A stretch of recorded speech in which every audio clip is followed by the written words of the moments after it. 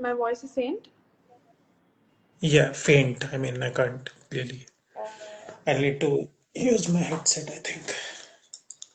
Just give me a second. Yeah, sure, no problem.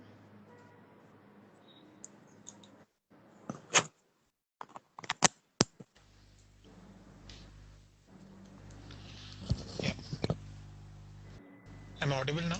Yeah, you're audible, am I? Is it better? Yeah, yeah. Okay. Now I can hear you much Okay. better. Hey. Hi. So let's begin then, since we're all right Yeah. on time. Uh, so just for people who don't know about SDKs, I just want to start with a little introduction about SDKs. Yeah, sure. So SDKs is a one-stop solution for all legal services and information, which basically means that if you whether you have to find a lawyer for legal advice, or you have to find information, or you have to know what is happening around you in the country, you have one place to go to, which is Rest the Case. So this is, in short, what Rest the Case is and does. So today's discussion is something that we should have actually started a very long time ago, but have only recently started talking about, and but it does deserve all the importance that it is getting, and it should get more. But here we are trying to give it the importance that we think it deserves. The definition of a transgender person, as provided under the Transgender Persons Act, is ambiguous and misleading. This is a reflection of how the interpretations of law made under the hood of protecting uh, the trans community are still not framed in alignment with the need of the society. In today's session, we are going to touch upon the legal angles, like the rights provided to a transgender by a Transgender Person Act, and the ground reality, with our very, very special guest today, Tanvi. I Hey, just I'm just going to give a short introduction of you as well for everybody from rest of the case sure. who's joining us. So Tanvi is a data analytics professional with a Master's of Science focused in statistics from Pune University. She is an out and proud trans woman and a vocal LGBTQ plus advocate. She is on the core committee of the Pride as well as disability employment resource groups in her organization, and contributes to various initiatives undertaken by the ERGs. She has designed and delivered various training sessions on diversity and inclusion within and outside her organization. She has been a guest speaker on various DE and I events in organizations like FUMA, AirMeet, and Zinov. She recently addressed the students of ITI Bihar in collaboration with Quest Alliance, which is a non-profit trust working in the field of education. Welcome, Tanvi, and if I've missed something, because you've done a lot of things, but No, no, no. No, I this is good. No, okay. So thank you so much for joining us here today, and we're very very glad that you have decided to help us understand and help the people understand what the laws are related to the act. So let's should we dive into the big questions then? yeah, yeah, yeah, sure. I'm glad to be here. Glad to be considered. Thank you so much. Yeah, let's begin. Yeah. So the Transgender Persons Act probably remains inadequate as it fails to provide for a skeleton on various rights like marriage rights, adoption rights, maternity rights, etc. It seems to have missed an opportunity to be more inclusive. So, what is your take on that? Well, the act has many shortcomings when you think about the Nalsa judgment. There are many things that were, I mean, if you read the Nalsa judgment, it's a ton of information there. Whereas the act in itself is very short and it's like doing the bare minimum, if you ask me. Those are the things that every basic human should have the rights to, but even those weren't covered. And the sad part is the community wasn't consulted on it, and it was passed amidst a lot of protest that was happening against it, because it is actually, it was more or less like two steps forward, one step back. It was indeed, I mean, if you think about it, it was still a one step forward, but it wasn't adequate enough. Okay, sorry. My connection was a little. I did not hear your last part. I'm so sorry. Oh, no worries. So, did you lose everything or some part No, of it? Where just did you the lose me? last bit because my connection was sketchy. I'm so sorry. No, no worries. So, no, that's what I was saying, that it's once it was kind of two steps forward, one step back. I mean, it was an indication of progress, but it wasn't adequate enough Okay. because it wasn't really taken under consultation from the community. Right. So you think that we could have done better than if there was a probably like a committee or something that would probably discuss this before they actually made a decision, or how do you think it would have been better? It could have been much better actually, because if you think of it, even when it was on the verge of passing, rather, there was a lot of protest, Yes. similar to how the farmer protest was there, right? But it was very easy to for the government to ignore these protests because there was not much backing from any allies. It was just the community, and the community per se is very small as compared to the general population. So that is why it was very easier for them to just ignore it and go ahead with the law. If they had just looked back at the protest and thought about what changes were required, they would have pretty much, those changes in itself would have enhanced the law, actually. Right. Okay. So then the next question that arises is that the Transgender Act, like you were saying, leaves too many of its obligation on the government to act up to, leaving the Yeah. trans person at mercy of our system. This is not only leaving space for misinterpretation but also harassment. So, have you ever come Yeah. across an incident that was not just morally wrong?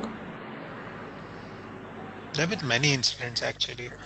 So ideally, the governments are supposed to make welfare schemes. The government are supposed to come up with insurance policies for the people, and many, many other things. The education system, and the first piece and the most important piece is discrimination. Right. So as per the law, it is prohibited to discriminate against any trans person, but you still see it day in, day out, right? Just about a few months ago, I still remember Manavi Bandyopadhyay, who is a very she's a principal in Kolkata. She's the first trans person to have a PhD, kind of. She's a prominent personality per se, but she wasn't allowed to enter a government hospital for a COVID test just because she's a trans person.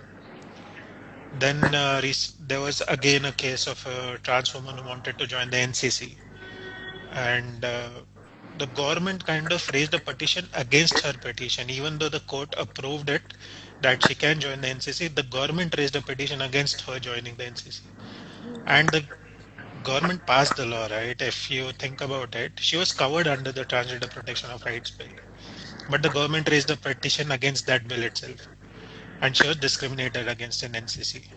So if you think about it, it's very hypocritical, right? If the government itself is not following that law, how do you expect anyone else to follow it? Do you think maybe there are ways to ensure that the laws are followed or understood? Maybe that is the There's a lot of maybe education required. that is the problem, that there's not enough, like people don't know enough. Yeah, Uh, kind of. not knowing enough, and then again, we, I would say in general also we have a disregard for the law. We don't follow things.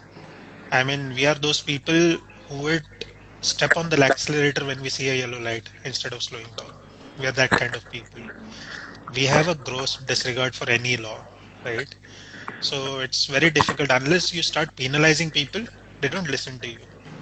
Unless you start charging them fine for maybe not wearing helmet or not wearing a mask, they don't listen to you. Yeah. And in this case, I don't think that is going to happen. So you can't make them follow it. The only thing is some educated people, if you educate and make them aware, they'll follow it. Corporates will follow it. So my company made that first step itself. When it passed, I spoke to them and we included that in our HR manual itself. We made it a point.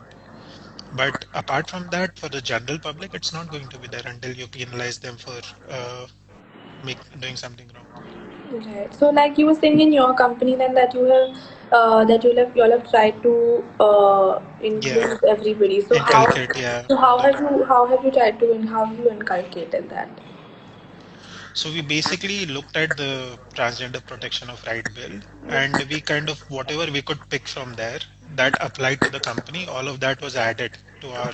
Okay. So whether it be discrimination or having a point person for complaints, all of those things were implemented in my org. Okay. So it is pretty much possible. It's not, I mean, it's not very way out for a company to do it. Yeah.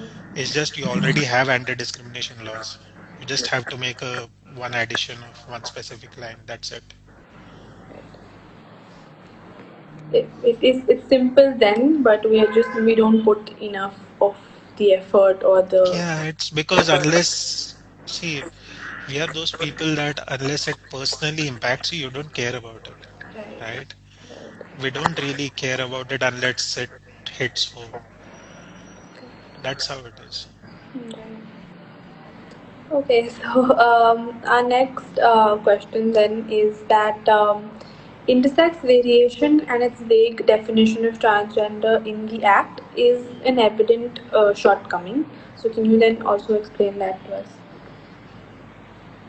So yeah, the definitions, if you see in the law, are pretty much like one-line definitions. When you see about transgender, it just mentions trans women, trans men, and maybe there's one line saying genderqueer or intersex variations. But within intersex, there are multiple variations, right? There is ambiguous genitalia, there are chromosomal issues, and there are many other issues. So how do you intend to prove a person belongs to it? How is a person supposed to tell you how does it really work? It's very ambiguous, Right. right?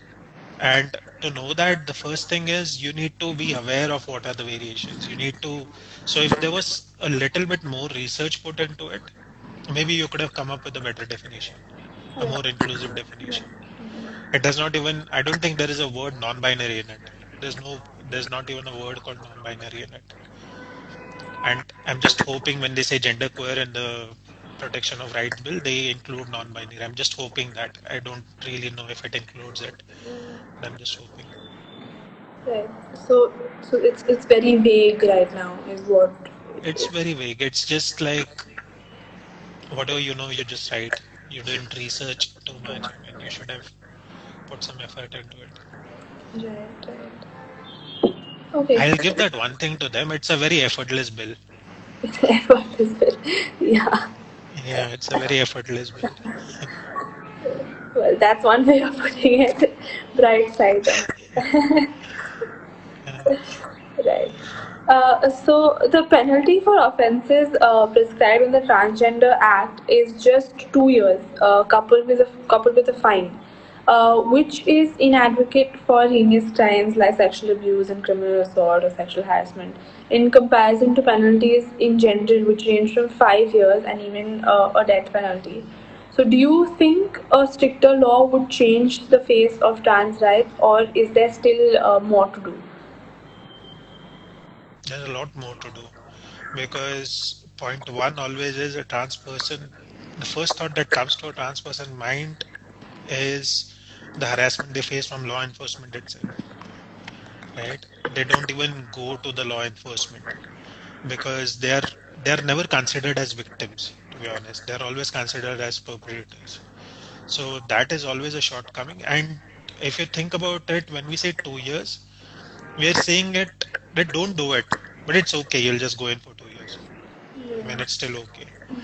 And if you think about in general, we have much stricter punishments if someone violates the dignity of a woman, a cisgender woman. Yeah. But as compared to trans people, we are just, it's kind of saying that don't do it. We are not recommending you to do it, but it's okay if you do it, you'll just go in for 2 years and have face a little bit of penalty.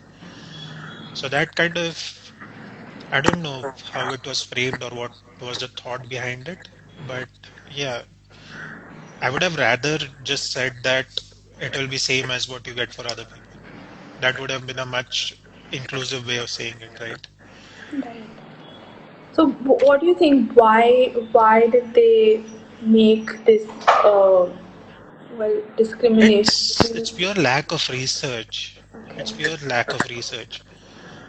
And lack of research, and on the contrary, I think their intention was different when they were writing it, but they couldn't capture it. I mean, or I don't know, it's actually up to a lot of, how you can say it, you can translate it yourself. That's kind of thing. That we are saying that if you violate the dignity of a trans person, you'll go in for 2 years. So what they meant is there is a strict 2 years plus penalty. But if you think about it, it's open to translation where other person can think it's only 2 years, right? 2 years is actually not too much. So I think their intent was not correctly translated. Yeah, because it seems like you're saying it's not that big a deal. I mean, Yeah, but it's there is something. right. But and they wanted to maybe say that there is a strict something rule that you are not allowed to violate. But then again, well, the way it was written, it didn't carry that power that it should have. Right. If it was, see, a simple minimum would have changed the entire meaning of this. I said a minimum of 2 years, which can extend up to whatever To some the to depending on more. the seriousness of the crime, but a minimum of 2 years, and this depending on the seriousness of the crime, the law will kind of take care of it, plus the penalty. So that one single word of minimum would have changed the strength of that line. Correct. Yeah. Okay. Um, if the law prohibits discrimination on grounds of sex, and the laws are even stringent at workplaces. So now, Yeah. since you are an advocate of trans rights and diversity, did you ever face any such discrimination, or anyone in your training sessions did? I have been fortunate enough to not have that because I came out much recently actually, and I had already built a good amount of career for myself and a good work experience. Then I got into an inclusive organization. But I have first-hand heard experiences, right? And when we talk about discrimination at workplace, the first problem for people is to even get into a workspace. Right. So I still remember a friend who had gone for an interview. The security guy did not allow her inside because she's a trans woman. And he literally said, तुम जैसे लोगों को कोई अंदर नहीं जाने देता है. And she's telling him that I was called for an interview. And he's like, आप जैसे लोगों को कौन यहाँ पे नौकरी पे रखता है? आप जैसे लोगों को कौन अंदर आने देता है? That's the level. People can't even get into the gate of an organization to first get into that space. And Right. secondly, when we talk about workplace, it's a very corporate thing to have an inclusive workplace, and that too, I would say, a corporate that has more than 500 people under its wing, that they really have a budget for D&I. Because I've worked for smaller organizations as well, they don't even think about D&I. It's not even in their agenda, right? So, but to get to that bigger corporate space, you need a certain amount of qualification, and a majority of the community is not that educated, not that qualified to get into those spaces. There are people like in companies like Periphery that are working towards it, but if you think at the core of it, the education or the qualifications are not enough to get people to that places where they'll not be discriminated against, where there will be a DNI committee to protect them, or like my company. But to get there, you need a certain qualification. And that is where we get stuck. We can't. So the problem is to get to the spaces, we can't even get into the door. Right. Yeah. So you're saying that it's more likely in smaller places where this happens, and usually in bigger corporates they are a little more in. Aware and educated. Right. Yeah. Uh, so, since you have been a part of gender sensitization training, how are these sessions like? Like, what Are you what do you do? What how do you explain? How do you what is the process like? So gender sensitization basically, it basically starts from first. When I start my sessions, my first point is to make the audience realize why it is important to have that discussion. So I have my numbers and statistics that I put together to show them the gravity of the situation, of the ground level. And it is from two angles. One angle is on a person level, how exclusion impacts the community. But then there is another angle is how it impacts the general economy, right? How it impacts your and my pocket, everyone else's pocket. Because you are missing out on a lot of talent. You're missing out on a lot of opportunities too, economic opportunities. And then we step into the basics. So it starts right from the difference between gender and sex, how they are different, because many people don't even know that basic difference between gender and sex. And then we kind of explain what a transgender is, or then we show them a few examples of successful trans people. Then we talk about sexuality. Then we talk about the community in general, LGB community.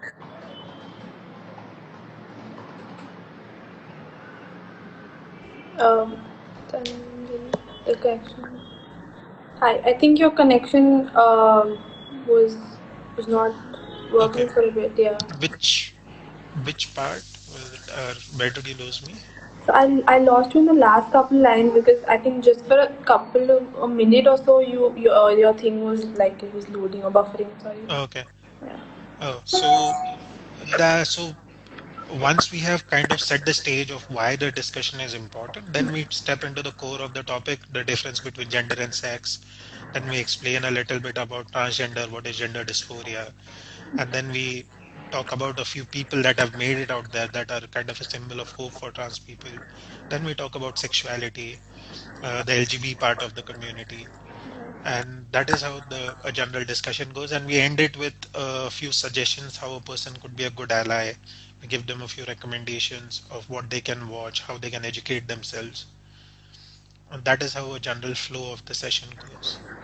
Yeah, and are people usually accepting of it, understanding of it, or does it take a lot of time and effort? So the first season that we did of Ally Nation, it was kind of for most people either were students or they were from corporates.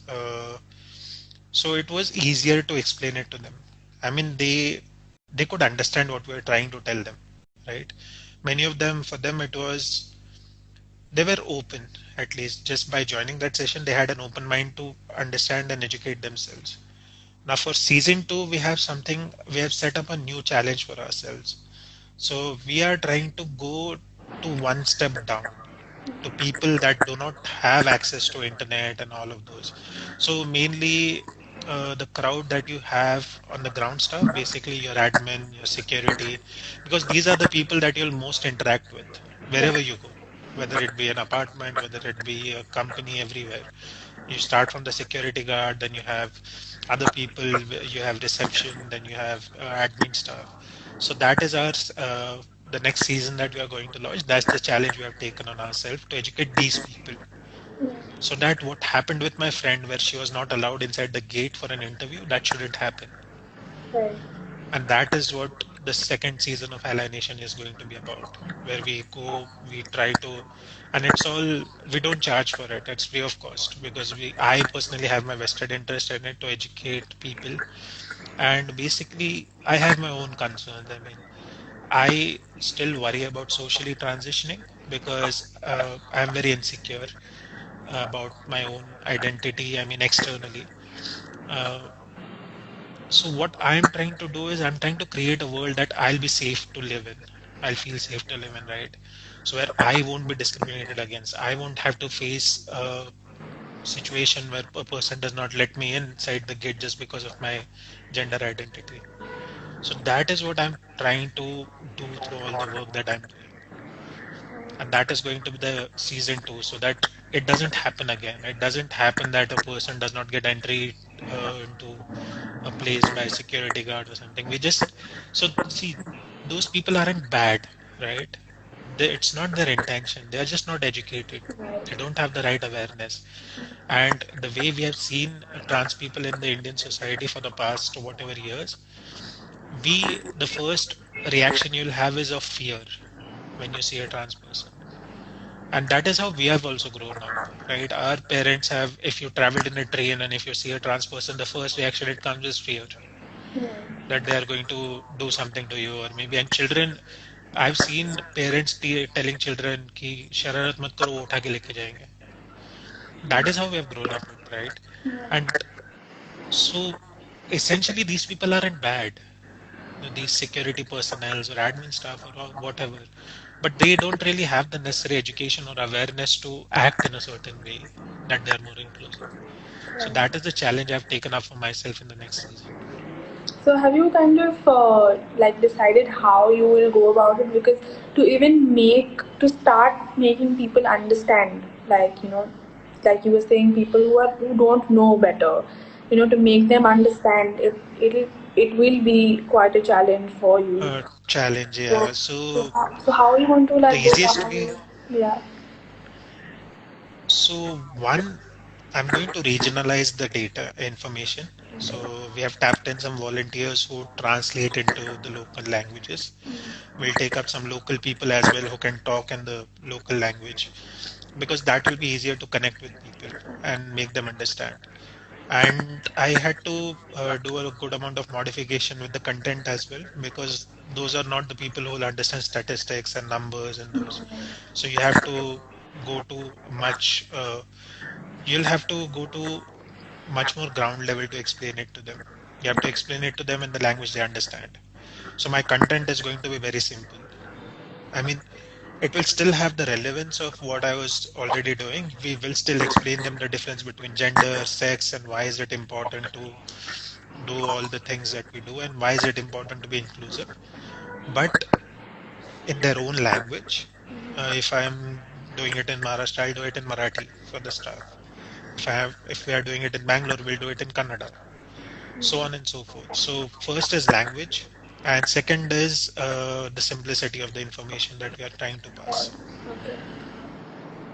I think the language thing will actually really be very helpful, Yeah, because yeah, it does make a difference when you talk the way that people yeah. People usually will talk. connect better. Right, agree. Right. Reservation for transgender is still in discussion. But like you said, Yeah, that getting in the case of a workplace, is trouble. So would having reservation help stuff like that? Do you think? I mean, it's the same problem, right? It's the chicken and egg problem. I mean, you will create a reservation, but do you have qualified people to take up those reservations? Right. You Okay. need to first focus on the education part, right? You need to build up the people up to that level first, and then you create. I mean, reservation is important. Like Karnataka did 1% in all the government jobs. I mean, they did at horizontal level that in every department there will be 1% reservation. But once 1.1, do you have people that are qualified enough to get there? Two, if they are qualified, are they interested to get there? Right? Because if you think about private spaces or corporates, D&I is kind of many of the bigger organizations, it's the core of their values. But can you guarantee that kind of safety in a government organization?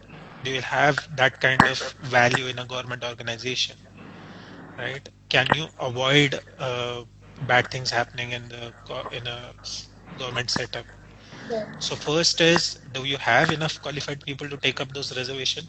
Second is, do you have, even if you have qualified people, would they want to take it up, considering how our facilities are? How many of our government offices have you seen a gender neutral washroom? Yeah. Right? It starts from there. So reservation without the right kind of setup does not make sense. Right. So you need to start there. Then you need to start. Yeah, you need to start at the ground level. Right. Right. Um, okay, so if we were to, for example, now, raise an awareness campaign, what are the components of a good inclusion session or training?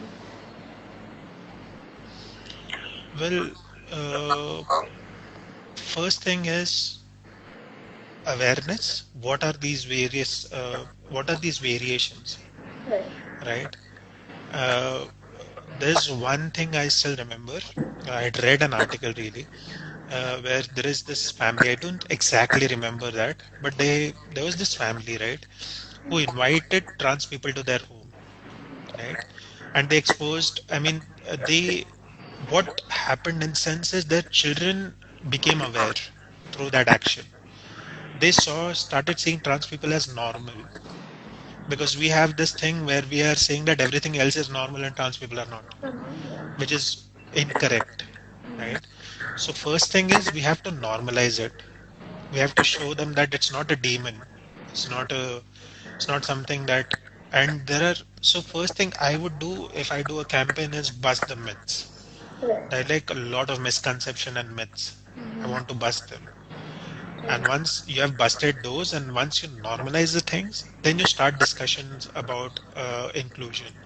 Why is it important? How is it important? How you can contribute? What you can do.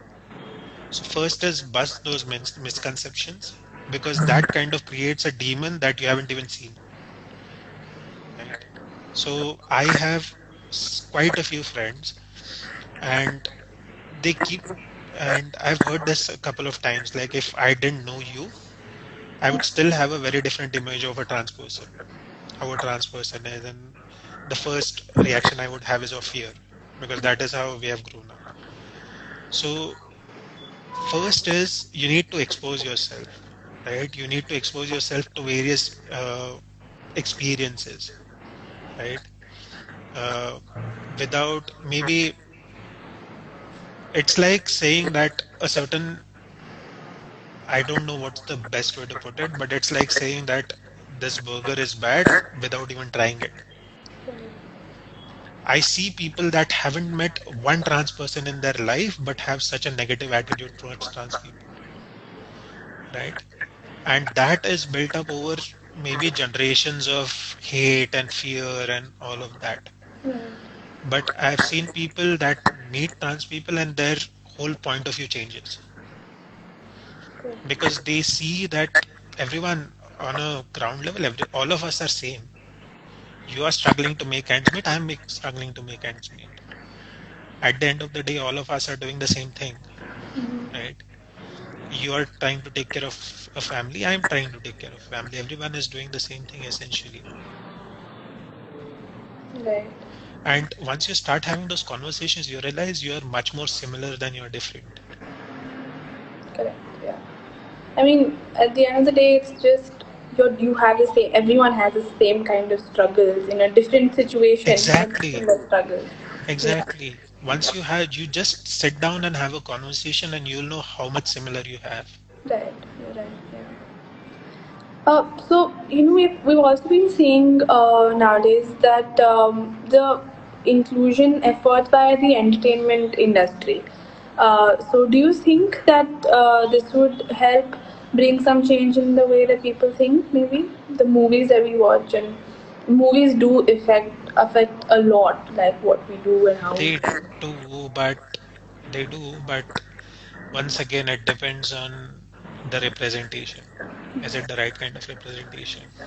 So if you're talking about the most recent movie, I didn't like it at all because it was not genuine. It was not genuine in any way. I mean, I was very hesitant to go for that movie per se. I don't want to name it, to be honest, because then again, I don't want to take care of the controversy that comes with it. I mean, I don't want people to be name calling it. But I had gone with a cisgender friend of mine, who was a good friend of mine. Even she was uncomfortable throughout the movie because she knew the real struggles of a trans person. But that movie had nothing related to it, Right. right? It had zero relation to a daily struggle of a trans person. And it was more, and it's the same thing. If you think about Bollywood, it's a hero-led industry. It's a male protagonist-led industry. It's always about a male protagonist trying to do something different, Yeah. right? It has nothing to do with trans people or LGBT plus people. And the first mistake you make there itself is you're not even casting people from the community. That itself tells you how afraid you are of an authentic representation. And then is the same reason, right? It's a copy paste reason that always comes to you, that we are doing it so that it reaches more people. There are message reach. That's why we have a solid star cast. Doesn't matter. Look at movies like Sairat. Was there one star face in that movie? What kind of impact that movie made? You don't need a star cast for a larger reach. You need a good story. You need a good casting. You need an authentic casting. Why did Sairat hit home? Because it was very authentic, right? From casting to everything, right?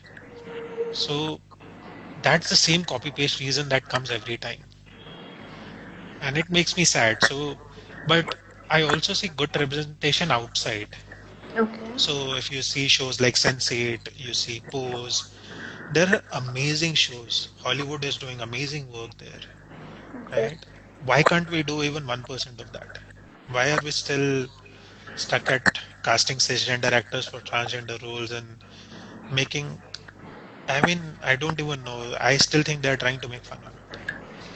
I till date can't see the Kapil Sharma show because they are they have pushed the community like 100 years back. Now, whenever people think about trans people, they think about Krishna, or like they think about like we are playing dress up. They don't think about the message that I see my parents laughing at that show, sitting and laughing at that show, and they don't know how it hurts me, Yeah. right? And they don't even know the uh, impact they have. So it makes me sad. The representation, we are nowhere close to being anything good for the community, doing anything good for the community. Right. So then it basically what it seems like is that it's not real enough for people to understand. It's not real enough. And I feel pity for the people that have seen that recent movie and got a very wrong idea of what a struggle of a trans person is. As I told you, the struggle of a real trans person is even getting into a gate of an apartment society because the security guard does not let you in. Even struggle of a trans person. So I went to Naturals in Bangalore and they said that we don't do female services for males. We are stuck at that. I mean, Naturals as a brand, it's such a big brand and it's stuck in 1960s. That are the daily struggles of a trans person. I know a person, a friend in Mumbai. She hasn't found an apartment for herself for 2 years. She's looking for an apartment for herself for 2 years, and she still hasn't found it. Those are the struggles of trans people. Right. So the actual ground reality is what people need to It's be very made different. aware of, and not what um, they show otherwise. Yeah, So then you think that most representation that happens in like the entertainment industry is all a way of like making fun of it, and you don't think any of it actually is something it that has people not. can Yeah, look at.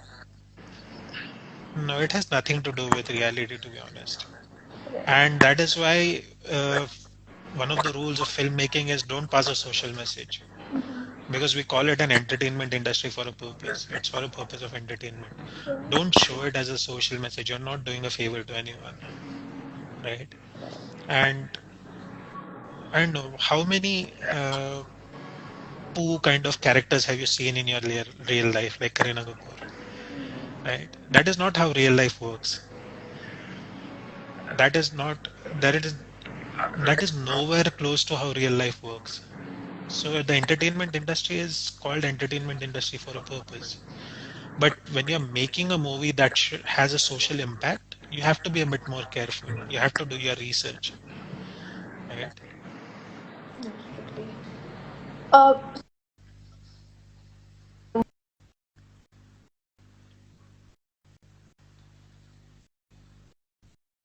your story and your journey so far, so that you know we can all understand what it's like and I how. I kind of lost you in the beginning. I'm sorry. I said Your yes. I said if screen you was don't. frozen. I said if you don't mind, we would all love to hear your story and your journey so far, so we can learn and understand and what it is like. So, I come from a small town, right? I grew up in a lower middle class kind of family. So, somewhat I have known this from the time I understand that something is different, right? Something doesn't fit in.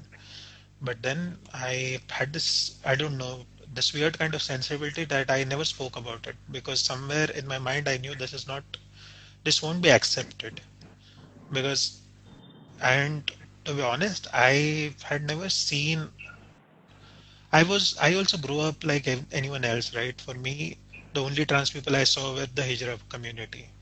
And then again, I was so afraid to even face that reality.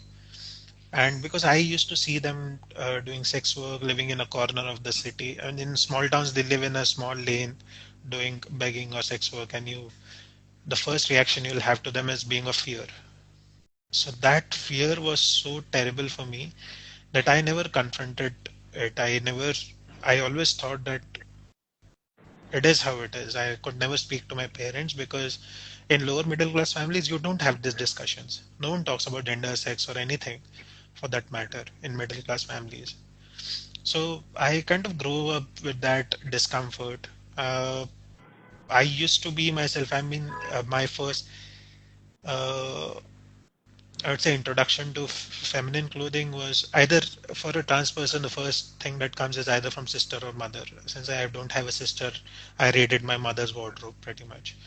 And but then again, those moments where I was being myself and maybe utilizing some of my mom's wardrobe, uh, which I thought she did not know, but she did. But that was again a part of where she never spoke about it as being from a middle class family.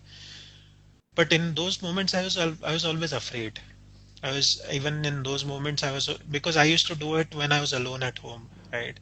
And I never wanted anyone to find it out. So I was always afraid. I was always in fear that if someone walks in, what happens? What will I do? What will I say? And it's very weird that fear we think is an internal thing, right? But it has its own physical manifestations as well. So my hand kind of shivers, right? Whenever I'm in a limelight, whenever I think that someone is watching me, my hand trembles, it shivers. And so yeah, so that is how I grew up. And it wasn't until 2018 or 17 I started thinking about really transitioning, or it wasn't even transitioning. It was just a thought that to know what it is, right? Because I wanted to know if it is only cross-dressing or is it being transgender, right? Because those are two different things. If you are just a cross-dresser, you can still have a so-called normal life. You can just get married, you can have an understanding wife or whatever. But if you're a trans person, then it will be an injustice if you get into a relationship or whatever. So it took me 6 months to just book an appointment with psychiatrist. Right, 6 months I was just scrolling through Practor and looking for a good doctor, reading the reviews, reading their specialities, and then I finally booked it. And the first person I went to, I thought, let's go to a female psychiatrist. Maybe she will be more considerate about it. And that has been my worst experience till date. The first thing she spoke about is she was she thought it's a sexual fantasy. She thought that it's basically that you like dressing up, and her questions were very weird. Have you had sex with a woman? Then you should try sex with a woman, and if it's normal, then you don't need to worry about it. And I was like, I was a 6-year-old kid when I realized this. A 6-year-old kid, what does a 6-year-old kid know about sex? I knew my PP was only for peeing. That's it. And I really knew that she was very incorrect in her diagnosis, right? And she didn't help me at all. I never showed up again to, and post that I have hardly seen any female psychiatrists. After that, I have been to a couple of male psychiatrists, and then we figured it out, and then I was on antidepressant and anti-anxiety medicines for 8 months because I couldn't sleep. So then it was a journey. It took a good amount of time. I started the coming. I mean, I hate that thing that we have to come out because uh, straight people don't come out, right? So I've had those reactions where friends say, "Why didn't you tell me that you were trans?" I was like, "Why didn't you tell me you're straight?" Right? If it was an easy thing to say, I would have said it. So I don't remember where I heard this, but it was really beautiful that we don't really owe it to explain it to anyone, right? And to be honest, uh, say someone says, I couldn't, I mean, I came out to you, say, for example, I told you that I'm a trans person. You're like, I didn't know about you. So, to be honest, it's your mistake that you assume that I'm not trans. You assume that everyone is straight or everyone is cisgendered. It's your mistake, right? That you are assuming that I, on the contrary, would assume that everyone is trans. And I would talk sensibly to them. I would talk with respect to everyone. I wouldn't make transphobic jokes. I wouldn't make homophobic jokes, assuming that I'm completely surrounded by people who are from the LGBT plus community. So it's your mistake that you assumed everyone around you is cisgender and straight, right? And I hate that point that you have to come out to people. Why do I have to come out to people, right? I don't see cisgender people coming out saying that I'm cisgender or I'm a cisgender male, cisgender female. But yeah, I had to do that. The first one was terrible. The first time I came out to a friend was terrible. After that, you become comfortable. After that, the number of times I came out, the more comfortable I started becoming with it. And then after a certain point, it becomes like a narration. You basically just go through the same motions, you tell them the story, and I can literally write an FAQ on it. There are like 4 or 5 questions that you get asked, and you pretty much have mentally prepared notes for them. So that is how it becomes. My public coming out was somewhere around last year. That was a terrible experience because that happened by complete accident on Facebook. That I posted a picture of mine in a dress on Facebook by mistake. I had two handles, one for my authentic self and one for myself that other people knew. But I posted the pic on the other handle and it just blew up. It was there for a couple of hours. For a moment, I felt that something terrible had happened. It was like something was ripped out of my stomach, like my intestines were taken out. There was a vacuum there. It's a very difficult feeling to explain. It's like your darkest secret is out there. But then again, I was at a friend's place and my friend quoted Kung Fu Panda to me saying that there are no accidents. It had to happen. And then I took a day off from office because it was a stressful day. I wrote a public coming out post. Then I came out. But things kind of changed after that. Life kind of changed. I've been able to do many things after that because I realized that it takes up a good amount of space in your brain, right? The following weekend after that public coming out, my mind was a vacuum. It was completely blank. And I thought I could do anything. I could learn anything new because there was a constant noise at the back of the brain that just shut down. That chatter just shut down. That fear that how will I come out, what will happen, how will people react, what to do, what not to do, and all of that. There was good response, there was bad response, both of them came. But then again, it was a very heavy weight lifted, right? After that, I have been able to do many things. I have been able to, I wanted to learn driving for the longest time. I was a very lethargic person. But then I learned driving. I got a car. I lost 20 kgs. I kind of, as you know, I did TEDx and I started doing Ally Nation. I started meeting people, talking to people. So life kind of flipped after that. And that is when you realize how much of space that takes up in your mind. And that depression and anxiety kind of makes you lethargic. You start feeling that you're lazy, but you're not really lazy. You're just depressed. So it kind of switched. And yeah, it has been a journey. And I still feel envious of young trans people that they kind of who start in the early ages of 20, 21. But yeah, I can't do anything. I can't change. I can't go back in time and change it. But yeah, things had to happen when they happened. So yeah, I'm happy with how things are right now. It is so courageous of you. I have also, when we talked last also, and we talked about this, I envy how much courage you have, and how, it's not easy, even though, like, you, the way you make it seem like it's something you should do. And but there are so many people who are still stuck in that thing where they can't say it. So the courage you have is That really, is there. really And envious. that's terrible. I mean, I had heard this that if you need courage to be yourself, then it's not something wrong with you, it's something wrong with the society. And I truly believe this, that if I want everyone to be authentic, to be honest, because it makes a huge ton of difference in your life. When you don't have to think about anything and everything around you, you free up your mind so much that you can do so many things. Absolutely. That's true. So, in conclusion then of our session, and thank you. I just, before we talk about it, I really want to thank you again for doing this and for being here today, because No, thank you for having me. Thank you so much. thank you. So I just want to ask you then, what would you want to say about the ground reality of, well, the act also, and also about um, what is happening and what should be happening, kind of, in conclusion of our So, talk. yeah, so the ground reality is different than what the act perceives it to be, right? And secondly, the act, I, it has its own positives and negatives. Positive is at least someone is talking about anti-discrimination and those things. The negative is it's not adequate enough. It doesn't cover any basis. It doesn't bring equal. So it's not about equality, it's about equity, right? It is not an equitable law.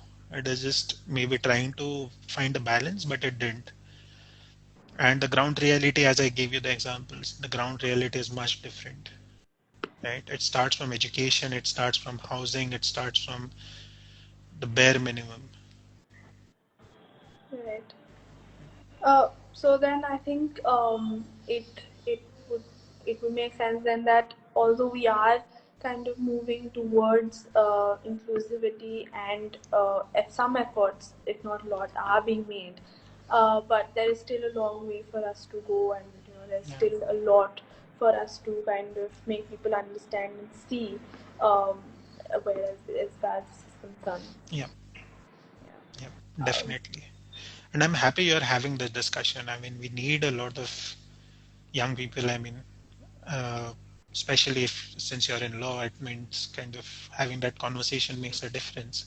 Absolutely, yeah. And same That's goes why with we other wanted. professions as well. Yeah, that's why we Yeah, wanted to have it, because we want to have people know what it is, yeah. what is happening, what's real.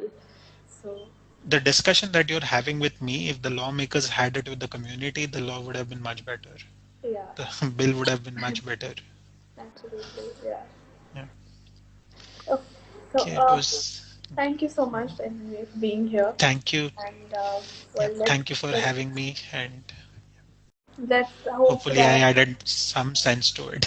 I No, made some you, sense. So, because of you, we've been able to make some sense of everything that has been happening, and let's hope that we can then see, light on the other side of the tunnel soon, yeah, yeah, and the efforts that people are trying to make it actually. Let's hope it helps, and let's hope. Um, and yeah. all the best for everything that you are doing, which is absolutely amazing. Um, and Thank hope you. that And season two works well yeah, for you as well. yeah. Thank you so much. Thank you for having me. Thank you. Thank you.